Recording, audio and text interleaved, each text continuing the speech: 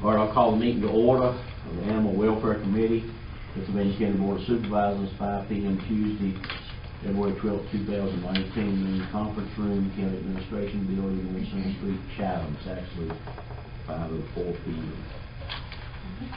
Roll call. Mr. Blackstock. Present. Mr. Barber. Dr. Miller. Yes. And I will also note that we have Mr. Scares, Mr. Warren, and Mr. Davis in attendance.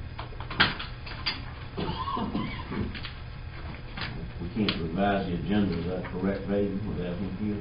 No, you can. We changed that by law. All right. Any revisions or additions to the agenda? Hearing none, we'll entertain a motion to approve the agenda. So, Vaden, I guess I got a second. You got a second. All in favor? Say aye. Unanimous. Item 5, new business, animal shelter update. Mr. McLaughlin. Good evening.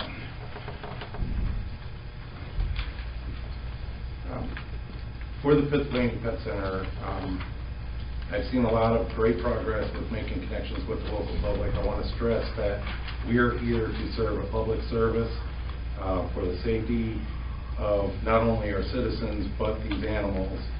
And it's important to keep in mind where all these animals are coming from. What it comes down to is irresponsible owners who are not keeping track of or are just dumping their animals. And if not us, where else would they go? Dominion 7 estimate to operate the Pittsylvania Pet Center. So, as I'm sure all of you are aware, Dominion 7, when the shelter was first built, they quoted $886,000 to operate the shelter, and that was including animal control being merged in with us. Problems with their quote: the kennels, for example, were intended for 44 dogs, and the space set up for cats was intended for 90. Currently, we're at double capacity for the dogs from what it was originally intended, and cats were right at what it was originally intended. This is the slow point in the year. Something that one should keep in mind is that at our peak, spring, summertime, last year, we were averaging somewhere between 360 to 400 animals in care.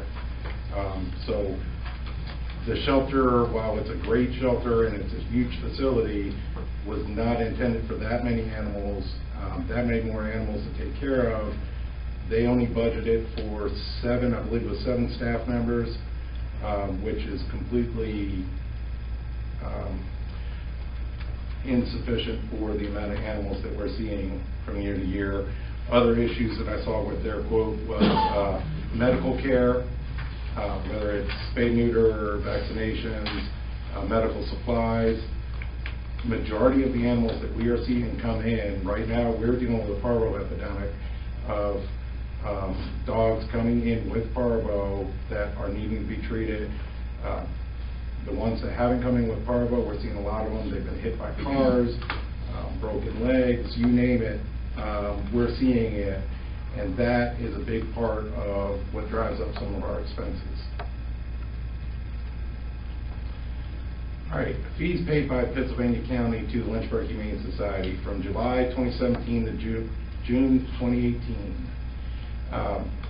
Between what we paid in utilities and maintenance and what was paid to LHS, $331,550.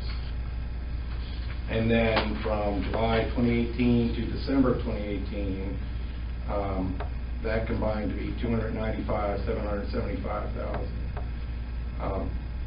LHS total expenses reported for the first year they were here was $701,456,000. During the last 6-month period, they reported expenses of approximately $350,730. Important to keep in mind that while we maybe weren't paying them a huge amount, they were actually taking the loss. Virginia code requires the governing body of each county or city to maintain or cause to maintain a public animal shelter.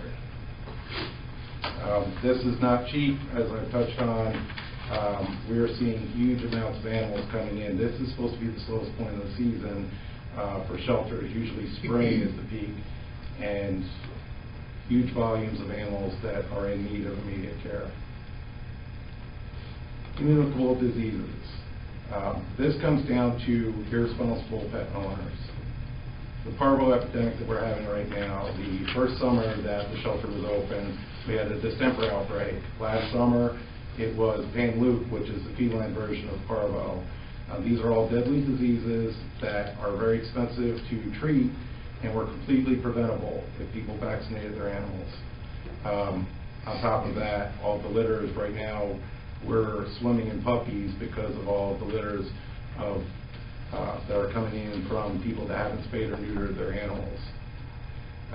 We're looking at, just in vaccines, based on 2,400 animals, which is what we took in last year, approximately 41,000 annually. Care requirements. Right? The state requires that all dogs and cats be sterilized, and adequate care goes into everything from the animal care staff that take care of it, spay, neuter, litter, cleaning supplies, vet care, medical supplies, etc. Adequate feed. Basically, we were not doing this previously with very poor substitutes for food that was being mixed, and we were having a lot of issues that were leading to other medical issues because the dogs basically had digestive problems from the food that they were being given. We've changed that. Everyone's on a steady diet. With what we have in place and the food plan that we're looking at moving forward, anticipated food expenses for the remainder of FY19, approximately $12,000. Emergency veterinary treatment. In a nutshell, if it comes to us, if animal control picks it up or somebody finds an injured animal sick, even though it's not ours until the stray hold is up, which is either a 5 or 10-day period, it is our responsibility to at least stabilize that animal and treat. And in some cases, when they're so badly injured, the veterinarian recommends euthanize. This is a big chunk of some of our expenses that we're dealing with because of so many animals that are just running at large, sick or injured. Rabies inoculation of companion animals. We are required, once these animals become ours, before we adopt them out, to vaccinate every one of them for rabies. Now, at a great discount through our veterinarian, we're only paying $5 per animal, but that still equates to about $12,000 a year. And majority of the animals that we get do not have any vaccine history whatsoever. So fixed expenses such as our staffing, the building, things like that that have not changed from LHS and us. We are about $120,000 higher than what Lynchburg was paying for the same things, the biggest difference being that our salaries and benefits are a little higher. Variable expenses. Now, this is where I went through and we've made some changes working with Dr. Irwin and Dr. Victoria and looking at the ways we were doing things and how we were spending our money. And the biggest thing that I want you to take from this is spay, neuter, your medical, your cleaning supplies, things like that. I think that we're going to be able to get this down quite a bit. And what it comes down to is, I believe it's approximately $62,000 difference between what they were spending and what I'm projecting spending. Now the variable is, this is based on if we get the same number of animals as last year, if we see a higher number come in, or we see more outbreaks of parvo, distemper, things like that, that's going to drive some of these costs back up a little more. Donations. Just over the first month since we've taken over, between grants of different materials for the shelter and the animals and donations, we've seen over $14,000 worth of stuff coming in. Everything from blanket and enrichment for the animals. We've got a large shipment of cat food from Halo Cat Food coming in that's going to be part of that, helping us keep our costs down on food. Other shelters working with us, and our PayPal button is now up and running on our homepage, and we're using it for different campaigns through social media. January revenue. Typically, January post-Christmas tends to be a little slower, and while we have not gotten as many adoptions as I'd like to have seen in January, something promising working with our partners throughout the region.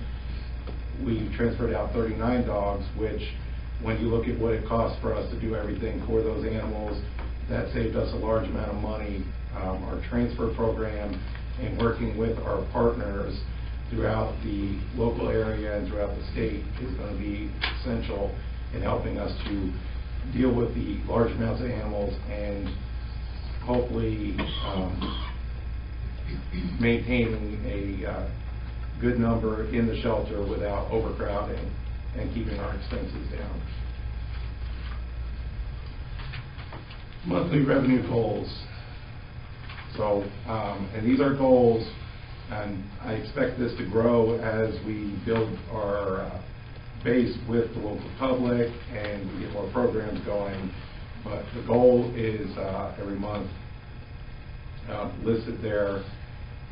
And I think that it's definitely conceivable that we can do better than this, but at the very least, I think that this is a attainable goal for each month, for at least, especially in the first few months while we're getting more and more programs up and running. Planned campaigns for the year. Heart to Heart campaign, which is a educational piece teaching people about the importance of heartworm preventatives and how expensive it can be to treat once they've got heartworm disease. Any money that we take in through this is going directly toward heartworm preventative or treatment of heartworm positive dogs, which we typically see quite a few that come in and need that treatment, which is life-threatening if it's not taken care of. Honor Memorial donation program. I'm sure many of you have seen similar programs, such as in honor of someone's birthday, make a donation and they get a letter from the pet center letting them know. Also in memorial for someone. The memorial brick's similar to what we did outside, and then we get into different sponsorships for some of the spaces, the towers, kennels, and we're in the process of working with Ballard Brewing to set up paint night. They also have some other ideas looking at late March, early April. We have a major contributor that wants to work with us on a fall fundraiser, which is in the early stages of planning. And an essential thing for, especially with what we're dealing with this latest outbreak, is low-cost vaccine clinics. I will be working with Dr. Irwin to try to set up a planned date for hopefully the first weekend in May, and working with our partners such as Pittsylvania SPCA. We're looking at possibly doing a flea market out front, $5 vaccines. This is going to encourage more people to come into the pet center. We'll make a couple dollars off of it, but the most important thing is people that can't afford or don't want to spend that money going to a regular vet clinic are going to get their animals vaccinated, which is going to hopefully reduce the amount of sick animals that we see coming in. Other funding. So, as all of you know, Pittsylvania County is doing a lot of business with different companies, bringing them in. We're going to appeal to some of these businesses that are throughout the county that are getting breaks for being here about being corporate sponsors for some of our different programs. There are several grant funders out there ranging from PetSmart Charities, Maddie's Funds, Pet Finder. One of the obstacles that we have is going to be that we're government. That cuts the pool down tremendously, but there are still grants out there, especially looking at spay-neuter grants and things like that. Anything that can help our costs and also offer services to the community. One way that we're working around this, the Pittsylvania SPCA has agreed to, in a sense, work as a friends of, for us, being a 501, they can apply for grants on our behalf that benefit the pet center. They also have agreed to work with us on some fundraisers where, being a 501, people will be more inclined to donate through them, and then they give the money to the pet center. St. Hubert's Animal Welfare Center Way Station Program. This was something that I worked with at my previous shelter, and I'm in the process of finishing the MOU with St. Hubert's. They are what I would consider a mega shelter based in Madison, New Jersey. They take in from all over the country, from shelters that are overcrowded, transfer them to shelters that have room. The great thing about this is, if we provide the transport, probably about 6 times a year, we could take 20, 30 dogs to St. Hubert's. They disperse them to their network, and then as those dogs get adopted, we get $45 back, which is earmarked specifically for low cost or free spay-neuter for the public. So we're getting money back out of it, and we're moving some of our dogs out of the area. Humane Society of the United States.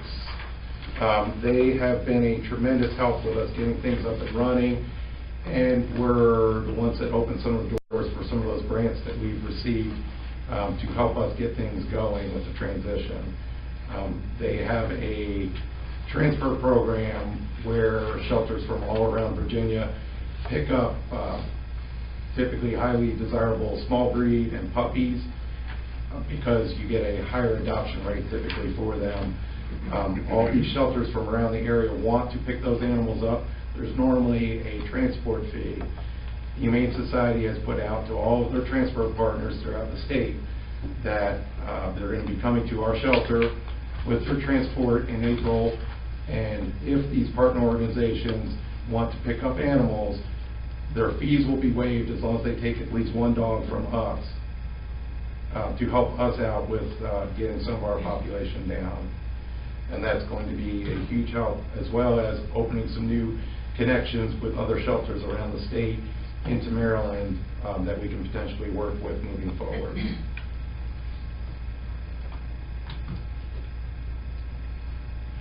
Kings County Animal Services. This was a shelter that I had a partnership previously with. They're based in California, and out in California, they are having a overpopulation of small breed dogs.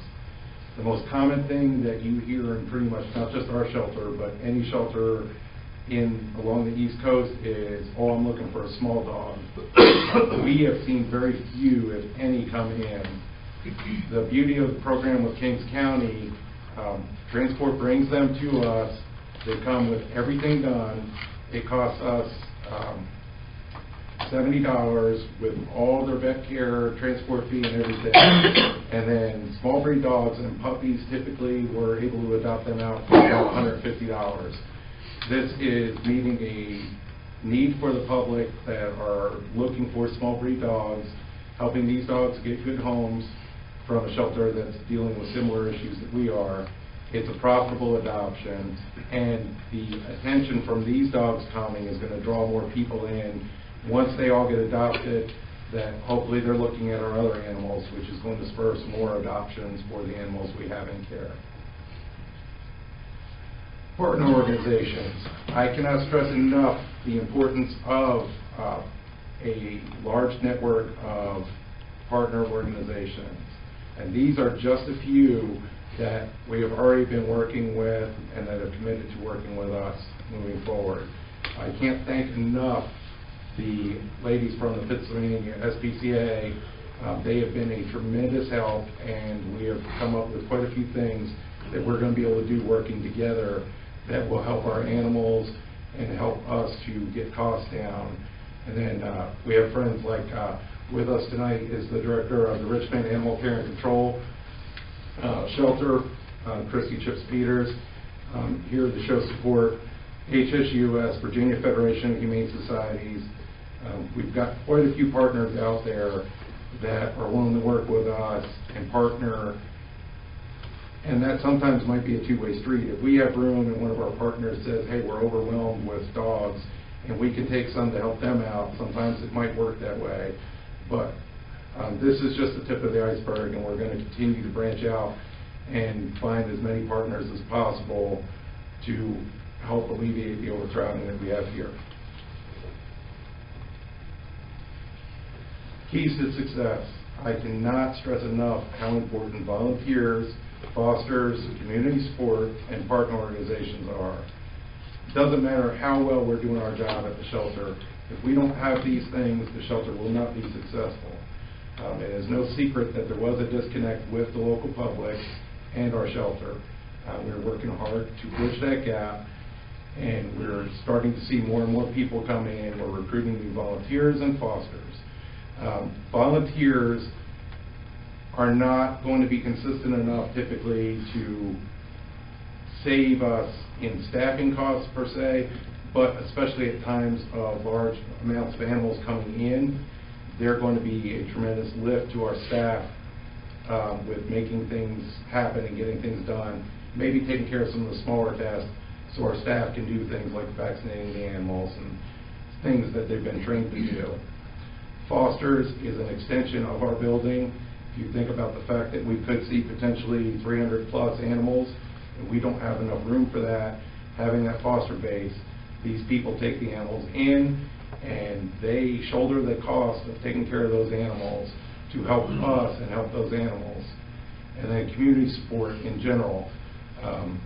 This is everything from if we're doing a fundraising event to helping us get the word out, going out to someplace like Tractor Supply, doing a small adoption event, and partner organizations, everything from local businesses that do little things to support us, other shelters, rescues, some of these corporate sponsors that I mentioned earlier.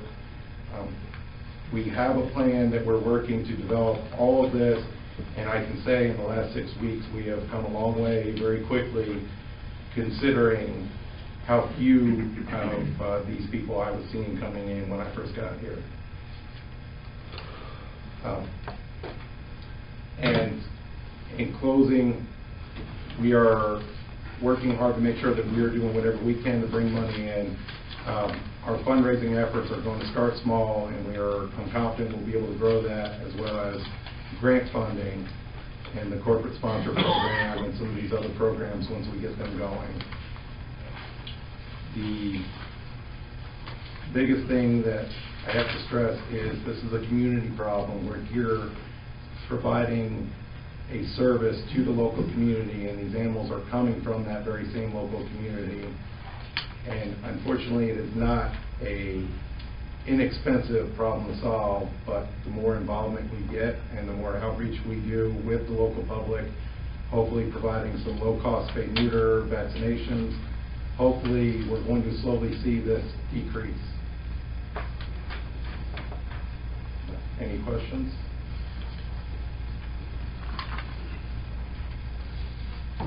Open the floor for questions. Dr. Miller is the committee member. No questions at this time. Other board members, questions?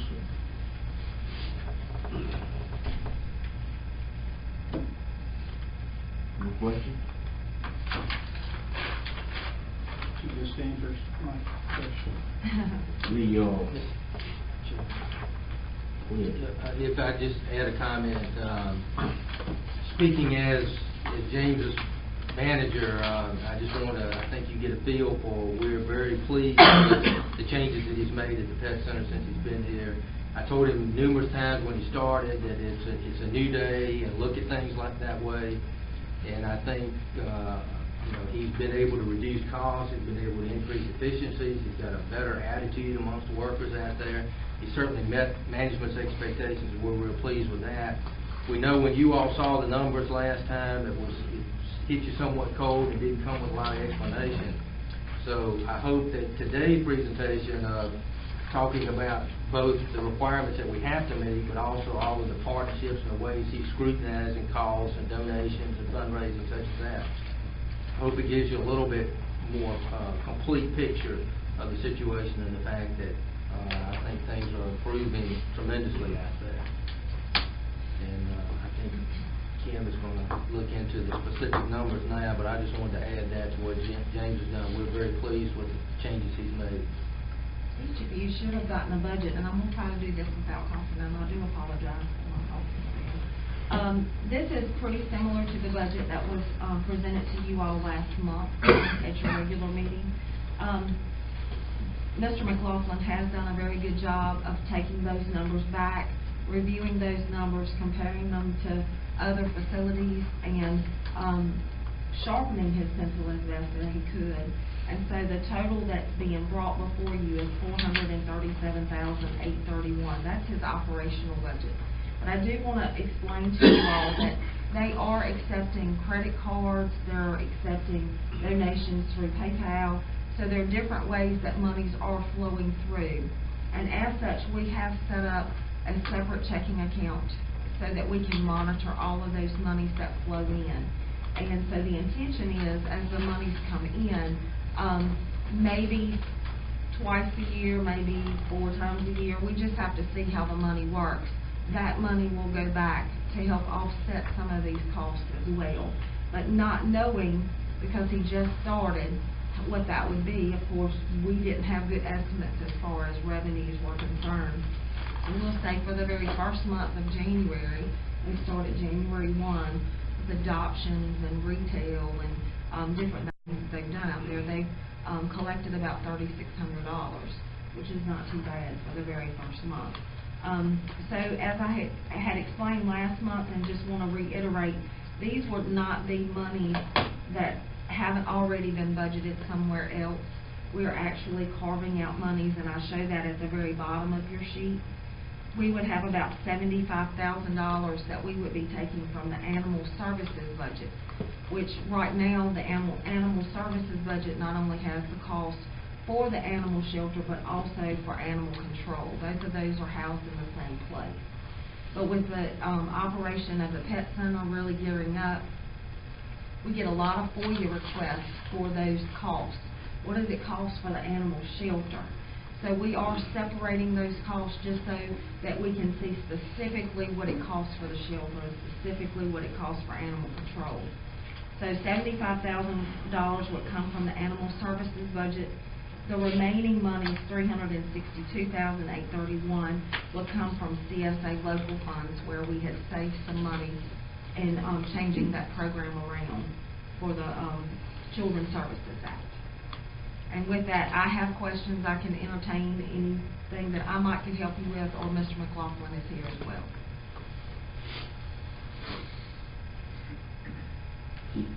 Board members, questions, comments? Just one thing, I noticed there are microchips. Is every animal getting microchips, or is that just for ones you adopt out? Every animal is getting a microchip. It costs us $4.50 for the microchip, and besides the adoption fee, we're charging the $5. It increases the likelihood of being able to get that animal back, so that hopefully they don't stay at the shelter. Thank you. Mr. Chairman, I just, looking at some numbers, and I know we haven't run it ourselves, so we don't know exactly. This is somewhat of an estimate based on good experience and good education. It looks like we doubled that. That's 875, 662. And if we go back and look at LHS from July 2017 through June 30, in the sheet, they did it for $701,456. The 6-month estimates on our cost that the county was not paying before, look, they add up to $278,040. We were already paying the other. I mean, I'm surprised because that's only only $18,000 more than we would have budgeted for the 6 months we paid LHS. It seems like the margin ought to be less than $174,000, the difference in the estimate. You know, just looking at strictly the numbers.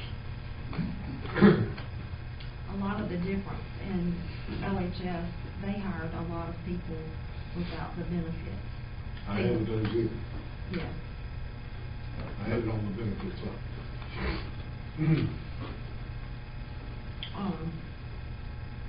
So you're saying that with LHS coming in, they were doing it cheaper? I'm sorry, I wasn't looking at. Yeah, they did it according to their total for that 1 year was 701. 701. So and then did you add? And then I added what you showed us, the expenses were gonna be for 6 months for our employees and benefits. It's $278,000. From June of 2018 to December of 2019, we paid them $260,000. Okay, so I understand there's $18,000 that if we were running it, we should have paid more just to cover the personnel. Correct. With benefits. Right. So I'm trying to figure out if my number was $36,000 difference, I could easily say, that makes sense, there it is. But I'm just pulling numbers because that's all I've got. I hadn't dug into it, and I'm sure Mr. Blackstock's just getting it, I would assume today too, so he hadn't dug into the numbers probably yet either, but it's just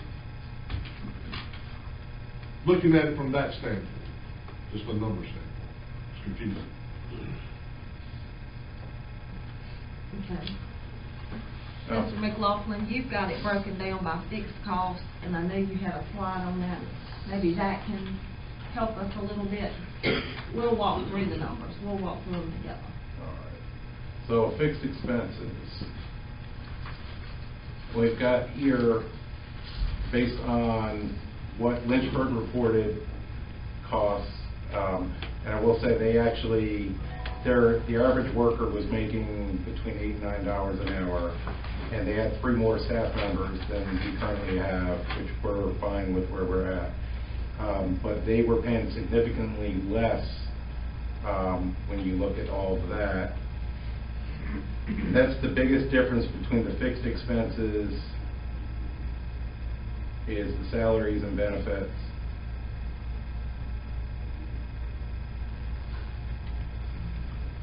And then in the variable expenses. Well, I mean, this sheet adds some clarity to it because, you know, I'm comparing what, in my mind, I was comparing what you showed as our salaries against what LHS was receiving. There's 18,000 margin. So you take that 18 and add these other, go back. Go The back. benefit piece. No, go back to where you were. The fixed. Yeah, fixed expenses. Okay. Not the benefit piece. That's the benefit piece. No, this These is- are the fixed costs. Okay, which go to is the next. salary, and the others are The the next one's the variables. variables. Yes, but none of those are in addition to would be in addition, in my calculations, would have to be added to that $16,000 or $18,000 I was talking difference. All right, so we paid LHS 260. $260. This is 278 for salaries and da-da-da-da. Right. Okay, Right. benefits, salaries and benefits. Correct. plus whatever these variable costs. Right, and So then that some of those we 18,000 were paying for them, so you have. Some of the variable costs? Some of the variable costs we were paying. We were already paying the, electricity, the water, sewer, the Yeah, but fire that's on the other insurance. page. That's on the Right, page on with the fixed variables, expenses. right.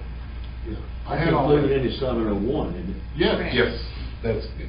In the 701, I don't think so, because that's what LHS paid, was 701.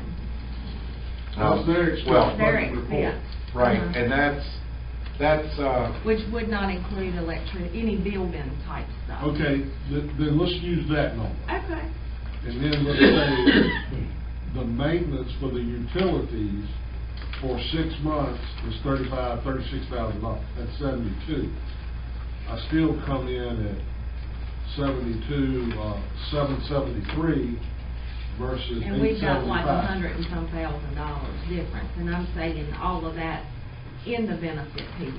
Most of it's in the benefit piece, because they didn't offer benefits.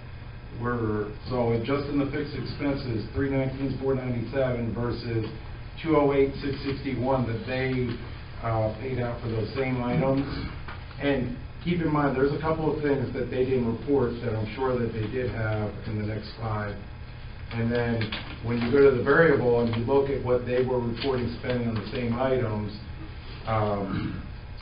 theirs adds up to over 180,000, whereas my portion of the budget for this part is just over 118. So the biggest difference is the salaries and the benefits. We're paying our people a lot better than what they were paying, plus the benefits. And that's why I broke it down this way, just so that you can see, like, just in cleaning supplies alone, office supplies, cleaning supplies, I thought some of those numbers were outrageous.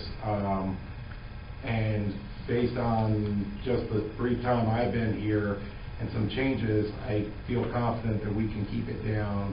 The medical supplies, veterinary expense, that's more of a variable, which is just a best projection. Well, I guess, I'm just a numbers guy, so I'm trying to understand. When I look at that, the first thing that jumps off is I really like the fact that you think you can save that much in cleaning supplies. But the other side of me says, he just showed me where I could save $42,000 in cleaning supplies. And Well, you did 6 months and they did 6 months, so. and in that one, I can give you a specific, it's Well, not just a guesstimate. Yeah, well, no, I'm looking at it and I'm saying, Mhm. well, if I save 42 right there, that's a pretty good offset against my salaries that now I'm going to pay in benefits that LHS wouldn't pay. You see what I'm saying? Mhm. I mean, that takes up some of that margin that we're talking about difference. It's just, I gotta dig it. I gotta look at it first. What would help you all? What would be clearer? Well, I'm not on the committee, I'm just. Well, that's what I'd like to know, I just want to get a report. because, we do need a budget. Well, So I think I one want it of to be clear. I think one of the things would help us all, and I don't think this is a committee issue, it's a board issue, because this is a major issue. And the citizens in this county are upset about this budget. I'm getting calls about it. There was the projected budget. And we need to be able to explain it. So we need to ask questions. I would like a budget that compares salaries and break out benefits along with what has been paid in the past, and then a total budget, including the utilities and all, that we paid, or total budget, so we can look at it and compare and say, we can look at it line for line and see the differences in where they are. There's no real differences in the line items that LHS was paying than we're paying. Well, it's utilities or food for the animals or... Well, there's one area, food for the animals. They were just taking whatever got dropped off and mixing it, and they were actually causing more medical expenses because the dogs were all having reaction to that. And Yeah, that right there is one example. But that's not the question I have. That's an operational issue. Mhm. And I think you're doing a good job. You come in cold turkey and hit the ground running, and I certainly appreciate that. But I want to be able to look at numbers, line for line, and see what the difference is, so I can explain them to the public when I have to vote for this, when I vote for whatever we end up voting for. There's a lot of people in this county that don't support a no-kill shelter. I mean, I'm getting that question. Are other board members getting it? Definitely. And they're saying, what if we operate as not a no-kill shelter? And does that reduce costs, and how much? Well, if we operate as not a no-kill shelter, how much will we need to raise privately to stay a no-kill shelter? Those are some of the questions we're getting. I'm assuming you want more detail on what that $700 to $1,000 they spent. Yes. And compare it to our estimate of $800. Right. You can put them on a spreadsheet side by side, and we can look at it, and we can pick out what the increases are, and obviously he's experienced and some line items that actually have been decreased. But we've got to be able to explain to the public the differences. I'm personally disappointed that we had a really, really good deal with LHS, and they didn't receive more support. You know, we had people complaining that we were paying them too much, $260,000 for the first year, and this is not your fault. It was before you got here, but I'm saying this is what we're looking at. If we had a really good deal going with LHS, with what we were paying them, even when we increased it almost where we did, double it, because we gave them the same money for 6 more months, and of course our budget's now showing it's going to cost us even more, and we need to be able to explain that to the public. Does anybody on the board or committee disagree with you? It's our understanding that Lynchburg, in addition to what we were paying, they lost. They did. Do we have a factor of how much they were to bid?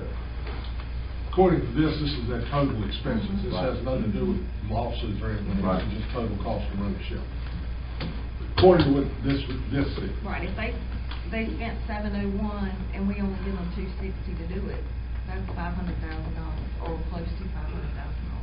And they lost ate the it. rest or Right. the skips. What, do you dictate anyone that brings an animal in, whether they are a county resident, or are you just taking the animals in regardless of where they come from? If they're Pittsylvania County, we're required to take them in. One of the things that Greg and I have started to talk about was adjusting some of the fees. Right now, the most common thing that we get is people just drop them on the side of the road, or they tell animal control they can't pay.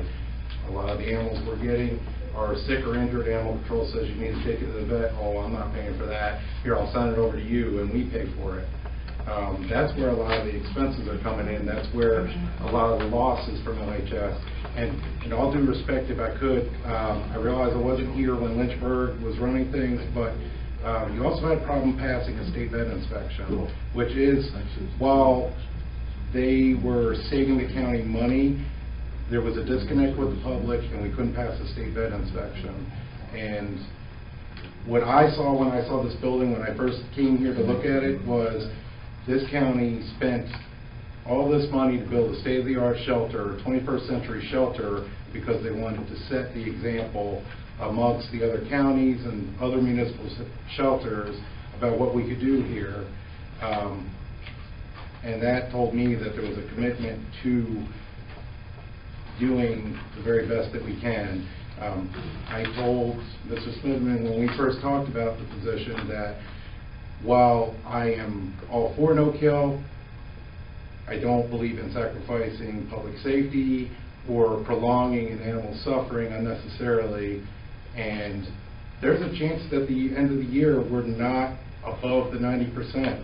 But if we know that we gave the best care possible to these animals and gave them every chance through partners like transferring out and adoption programs and things like that, and a big piece of what's been missing that we are going to instill is regular low-cost vaccine clinics, trying to get these spay-neuter programs going.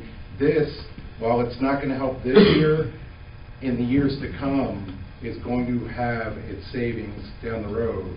And that is something that we were severely missing. And I will tell you, when I came into December, I have no doubts that if we were re-inspected December 12th when I walked in, we would not have passed the state vet inspection.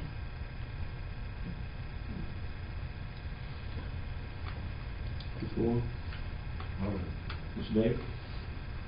I have a whole list of things that I could go over, but I'm going to bear you the trouble. I appreciate the job you're doing, and I thank you that you stepped into a royal situation here. Let me just ask the question, Ms. Van Hyde. If the animal shelter was paid for, then what? If we had paid the animal shelter off, I mean, through donations and everything else from LHS or wherever, and it was paid for, what would be our money then? Because I look at this animal shelter as a profit. Or not necessarily a profit. If this was a business paradigm, so to speak, model, and it is a business model because it's costing taxpayers that do not want this necessarily this animal shelter. And as Mr. Blackstock has said, I've had to deal with quite a swath, if you please, of people that are dissatisfied with the money that was spent on this particular facility, especially in my district. And I understand, but this cost is being passed on to citizens that don't have animals. They feel the same way about education. Their children are grown and they're still having to pay taxes for education and all. That's somewhat off the main path, but nevertheless, that's the way people think.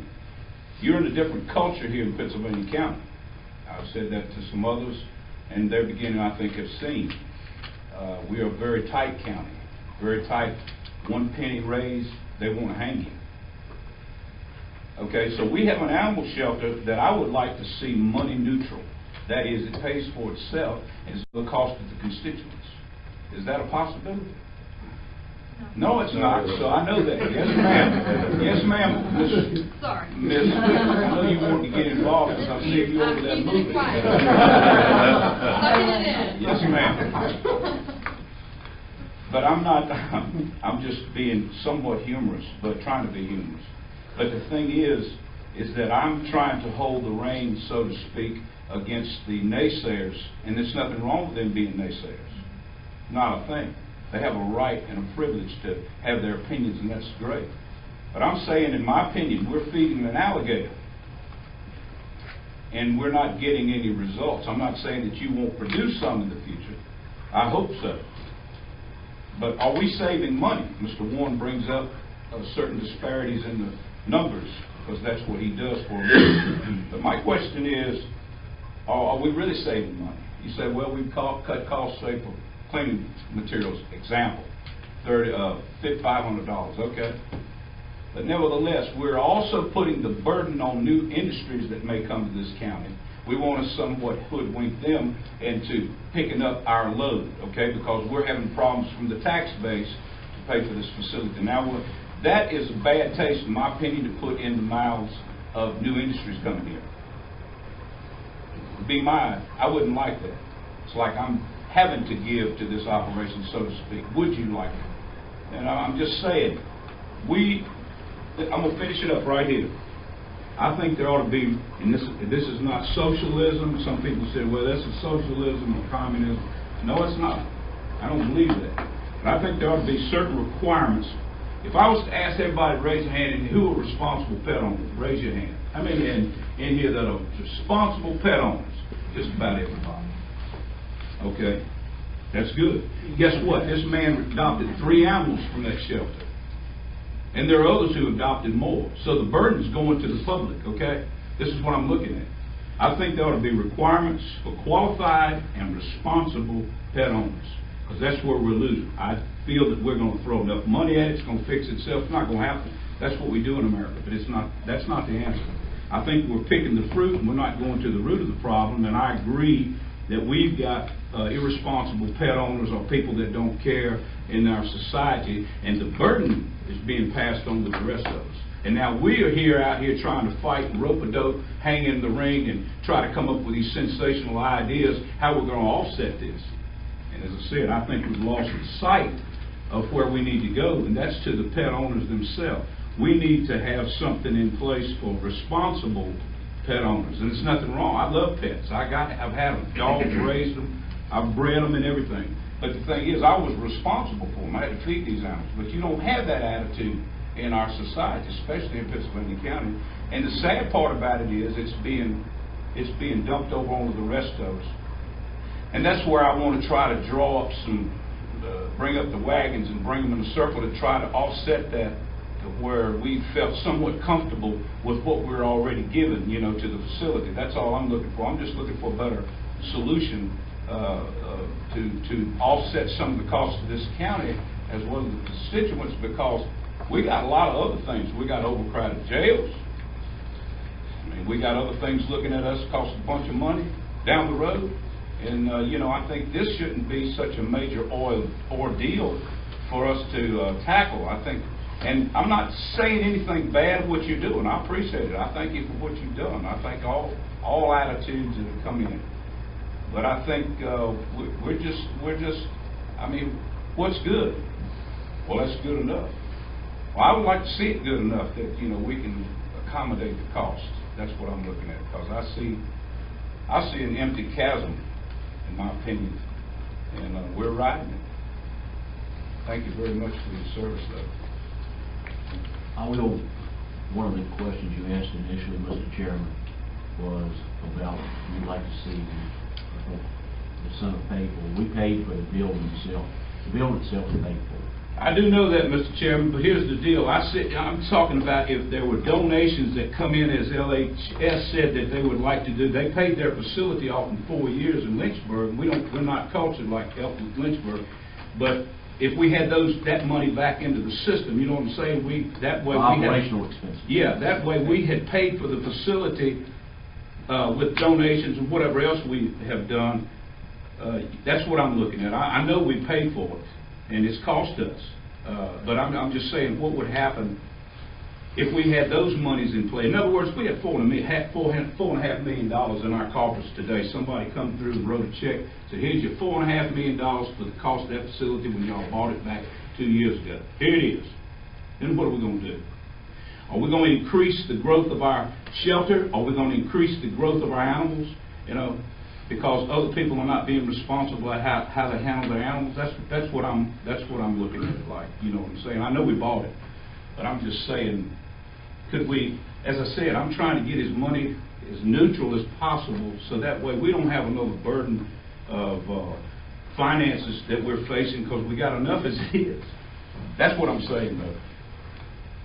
Mr. Warren? Mr. Chairman,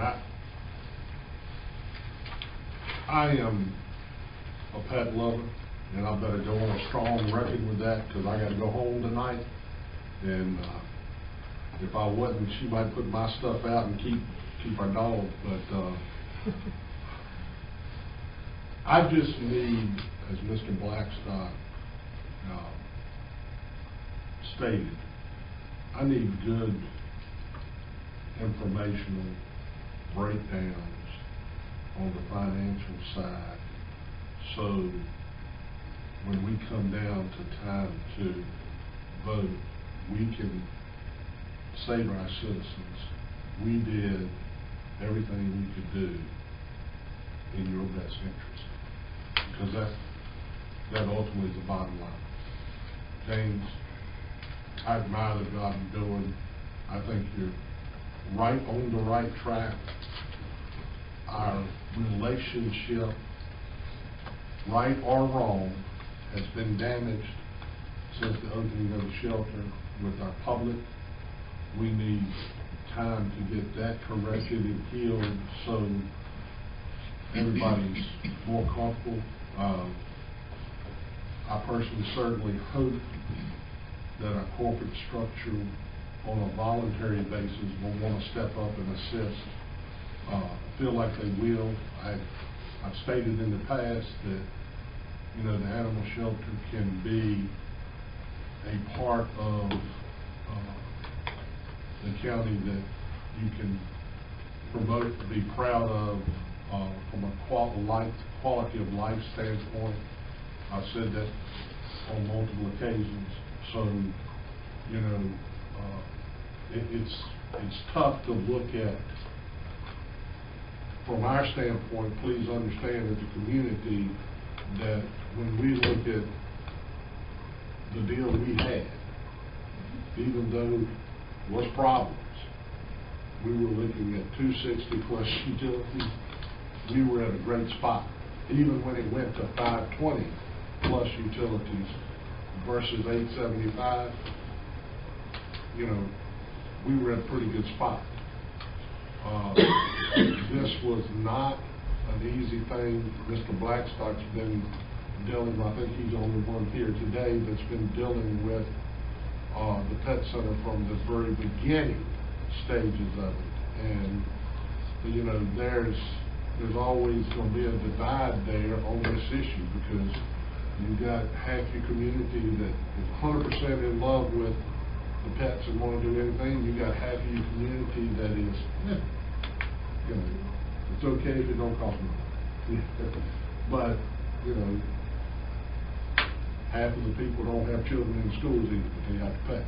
You know, so everybody gets something and has to pay for something. So, I mean, I understand that part, but, you know, the rest of us, the animal shelter had already been purchased when we got the other property and all. So, you know, it's we've got to be answering those questions.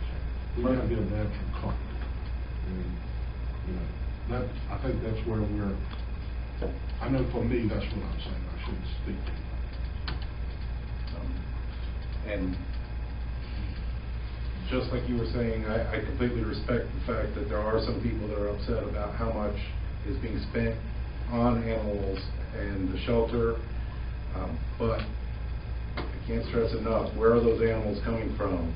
Some of the same people that are complaining about how much we're spending on it. Not always the same people, but it's coming from Pittsylvania County, from citizens within Pittsylvania County. And while I agree that we need to work toward being as revenue neutral as possible, and that should always be the goal of any organization, this is a public service and not going to, it's not realistic to think that it's ever going to work as a business model that's going to not cost us money. We can find ways to keep those costs down. We can work toward new ways to get more people to donate. But these animals are coming from Pittsylvania County, and these are some of the people that are upset, friends, neighbors, relatives. It's a problem within the community that we're trying to solve, and it's not cheap. And I completely respect where you're coming from about the difference in price from before versus now. Right. And you know, I think, I don't want to put words in Mr. Davis's mouth, but I think, you know, you have to know all the history to understand how we made the decisions we made.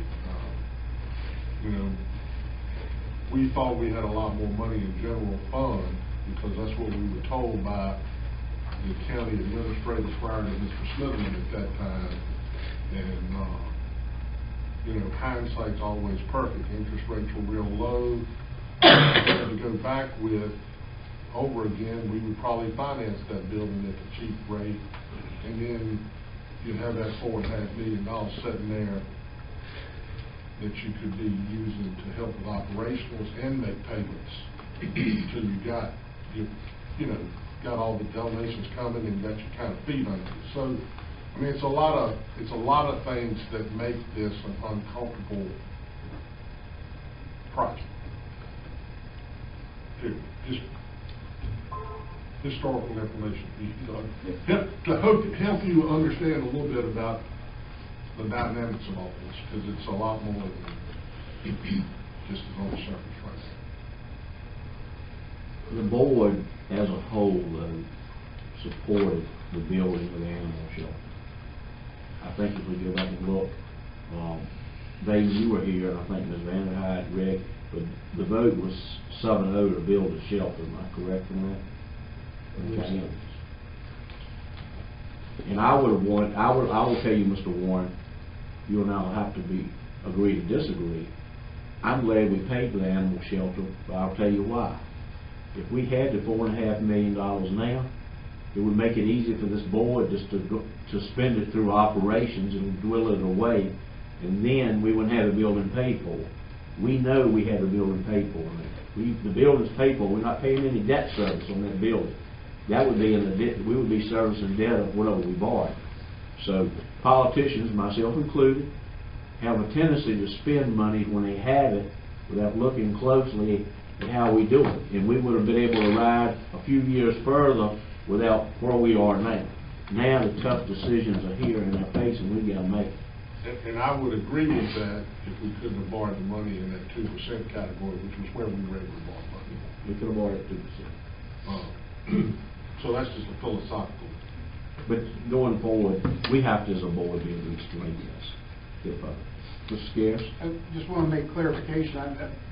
Mr. Barber's not here, and I know he voted not to build the shelter, and I wasn't there for that vote, and I would not have voted to build the shelter, because I looked at the future and saw these issues that we're going to come up with. How are we going to get the donations that come in, the major donations to pay for the shelter?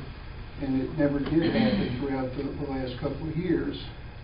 So I certainly did not want to pay cash to build the shelter.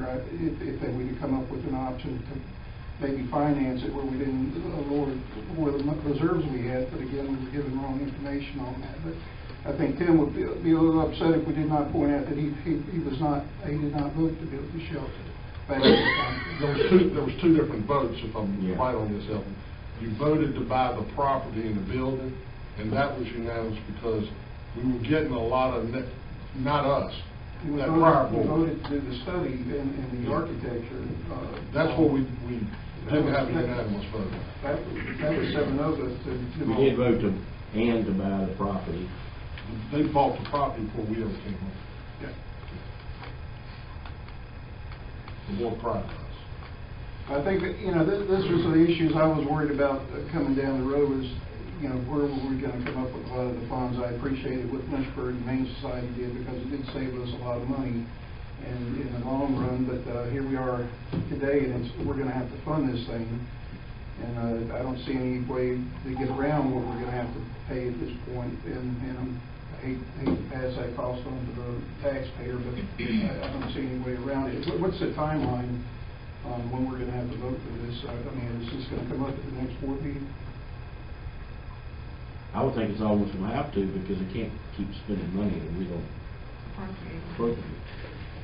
I will add, though, I do realize, I think we all do, that your budget was put together with not really hard numbers.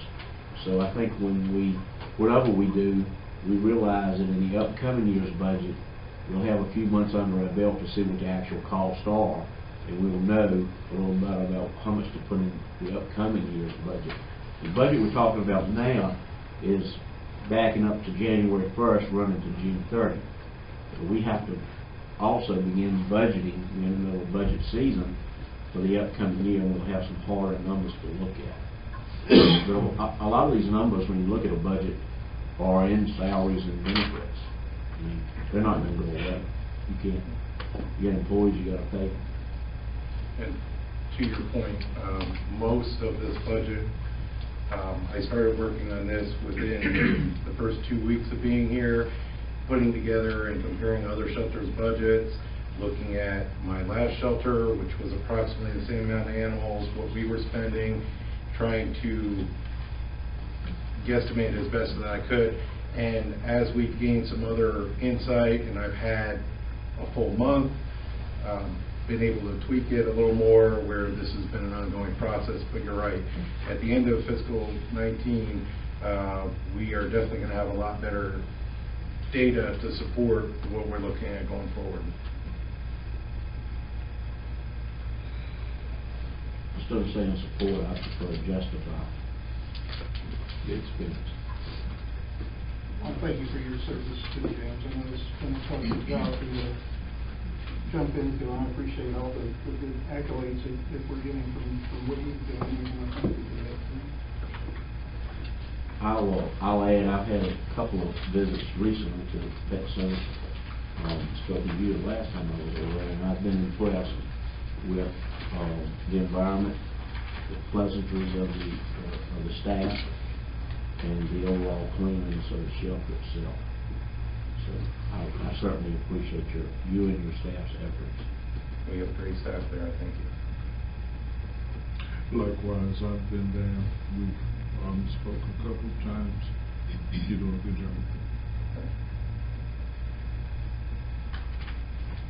Mr. Smillerman, would you like to add anything? You know, I feel for the board being in this situation. I sure wish we could roll back time and do everything the opposite way we embarked upon this project, figured out operations before we built the building instead of vice versa. You know, I don't mean to raise the eye or, you know, at some point the only policy decision we really have is, do we put a date on every animal that comes in? We're on pace to pick up 1,000 dogs this year. Stray dogs from irresponsible Pittsylvania county citizens. 1,000 dogs. So do we put a 10-day life expectancy on every dog we pick up? Oh, no. Of course not. No one wants to do that. But that is the fiscal reality. Do we place an end date on what comes through the door to control costs? You know, I don't think that is the purpose of this shelter, because that's what we did at the whole shelter. Literally. And if it wasn't for the SPCA, it would have been much worse back then. James is doing an incredible job moving animals out of the facility. But what's the tail that's wagging the dog, sorry for the pun, are our citizens that are turning loose animals and do not care about this piece of property called their dog or cat that they have a responsibility for. And because they haven't chosen to take up that responsibility, it is now the collective community's responsibility, and that's what's driving the cost. Nothing's going to change until we spay and neuter and we have responsible pet owners. Nothing will change. And I feel the conundrum that the board feels about the fiscal reality. And I am a huge pet lover, owner. I take them all. But at the end of the day, it's a policy decision of the board, and we will do whatever you'd like us to do. I'm confident in James's numbers. I've been through them with him, with Kim. We've been through them many, many, many times. What you've been presented is reality. And to shave it off from here will be policy decisions that will be very painful. But I think James has done an excellent job. We will try to fillet these numbers a little more and make them more digestible, line by line, side by side with the LHS numbers. But at the end of the day, they're not going to look any different when we give them to you next Tuesday.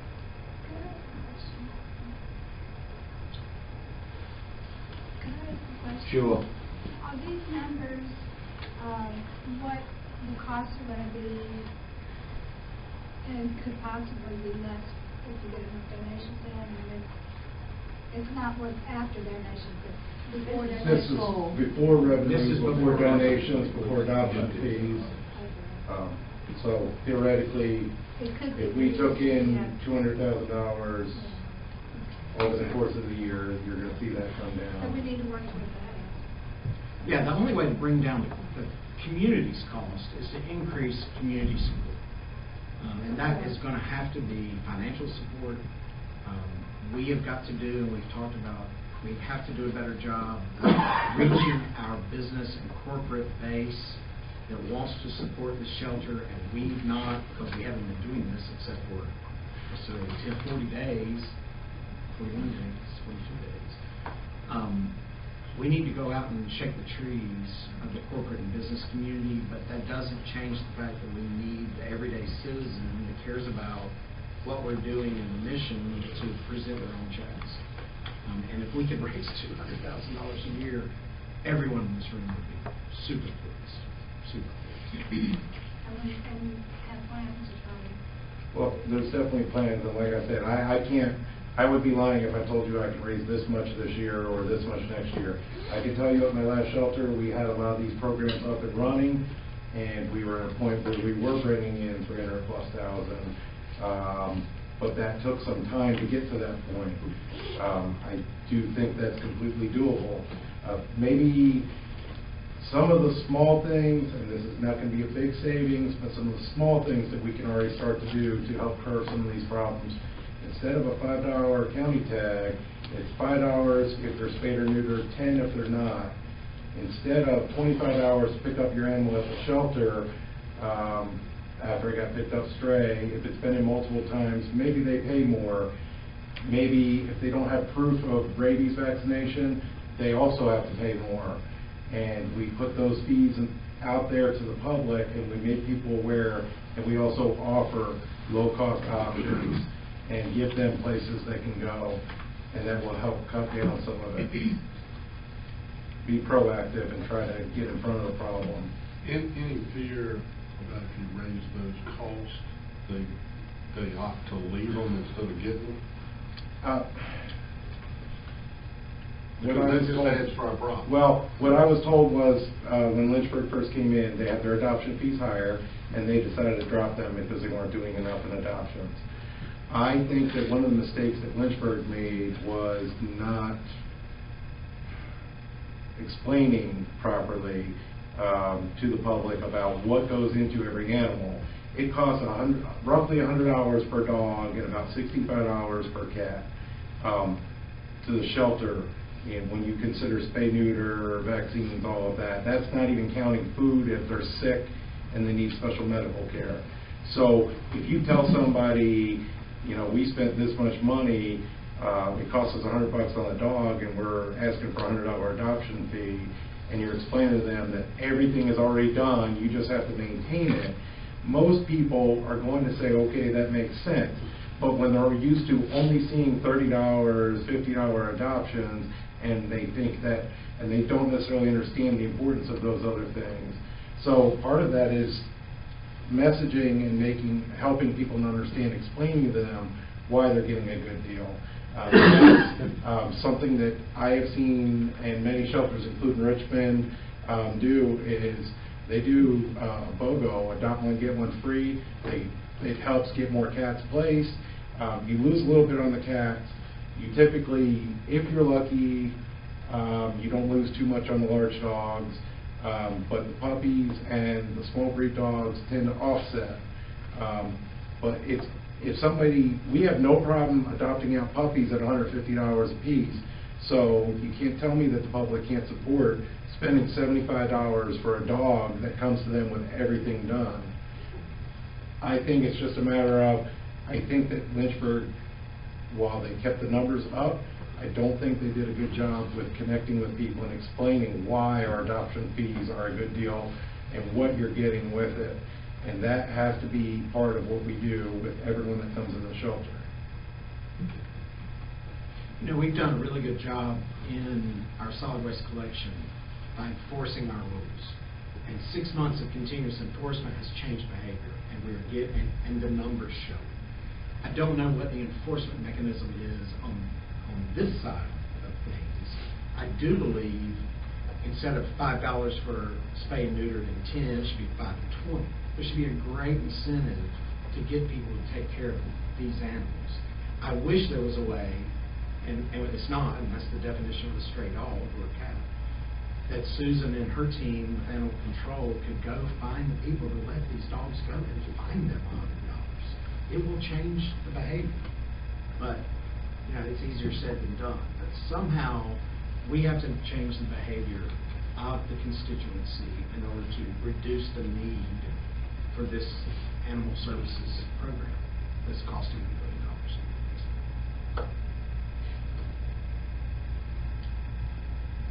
Any other questions, comments, staff or board members? So I guess before we adjourn the meeting, the board will see a budget to vote on at the next board meeting, and maybe that budget would include line by line beside what LHS. So We'll we can- make sure if we have time at the work session, so that you all can have time to go through it. Well, it would be nice if you sent it out ahead of time to us so we can look at it. Okay, I'll go ahead And a and couple put it together. logisticals discussion would be, I think you definitely need to either have it on the work session so they're not hit cold when they vote the night, or I can send it out. everybody on get it this together. committee, rightfully is retired, do you want to meet? I know we have several other meetings, I guess. We're already meeting next. Yeah, already meeting. I was just wondering if, I don't want y'all to get cold, so we definitely need to push it out by email as I'll soon as send We it can possible. out all see early. numbers, just put it together Okay. and send it to us, and if we have any questions. We we'll can do it in the Call me. Friday packet. Can we get it in the packet Friday? Everybody Is okay that with that? soon enough, or would you like it earlier? 'Cause I can get it to you. Yeah, that's probably. Any other comments, questions? I really, I'll try to, I really shouldn't have opened this up to the public because I can get myself in a mind with that. I'll be happy to talk with you after the meeting. With that said, I'll declare the meeting adjourned.